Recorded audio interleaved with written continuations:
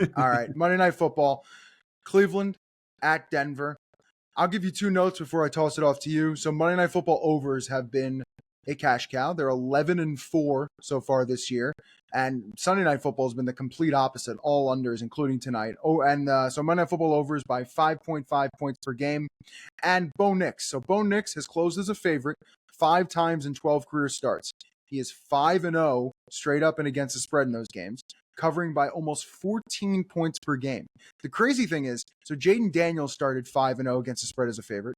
Caleb Williams started 3-0 against the spread as a favorite. So just rookie quarterbacks tend to be covering this year, a little bit opposite of what we saw last year. But if Bo Nix gets the cover on Monday Night Football, he would be the first rookie to start 6-0 against the spread as a favorite in the Super Bowl era. So something we have never seen before.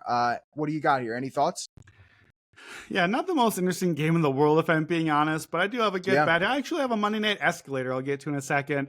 And the Browns offense, we've talked about this a little bit, lots better under Jameis Winston. So they're moving the ball much better now. They're still ranked dead last by DVOA on the season. This is not the worst offense in the league. They're not even close to that. They're not great. It's still Jameis Winston, but they're moving the ball. I think Jim Schwartz's defense are going to get some pressure on Bo Nix too, so we'll see exactly how that goes. But I think these are relatively similar teams. If I had to pick a side, I'd be inclined to take the points with just such a high line on two teams I don't think we get a ton of scoring on. My angle is Jerry Jeudy. This is the Jerry Jeudy revenge game. I want Jerry Jeudy overs. Denver basically buried his career, and now my man got a real quarterback with Jameis Winston, and he's actually balling out pretty good. Before Jameis got the lineup, Jeudy was at 6 targets a game, averaged 3 catches for 38 yards. Pretty much nothing like he had been in Denver.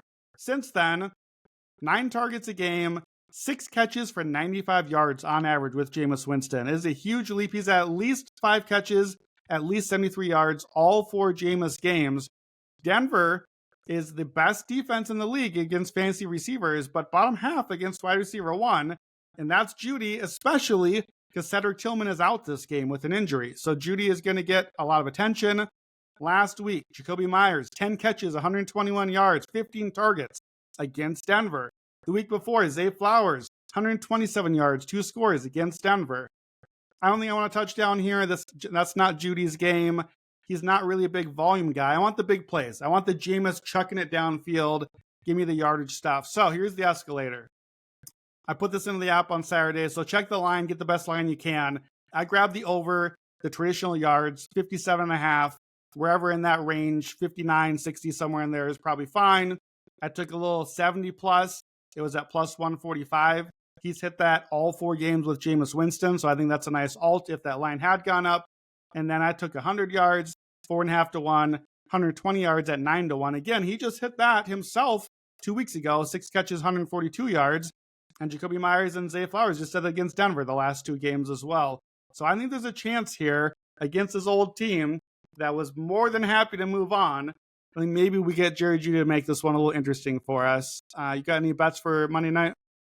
Yeah, I like that Jeudy play. I was on that as well. I was considering Njoku receptions. The thing I really have a problem with is Jameis is so unpredictable. Other quarterbacks seem much more predictable in terms of, okay, they like going to this guy, they like tight ends, they like wide receivers. Jameis is not like that. So I do like Njoku receptions, and the other one would probably be Dustin Hopkins field goals. Denver's defense is so stingy, and I expect Jameis to try to move the ball downfield. I just think he's going to stall out. So I think Hopkins field goals probably figures out a way to get there.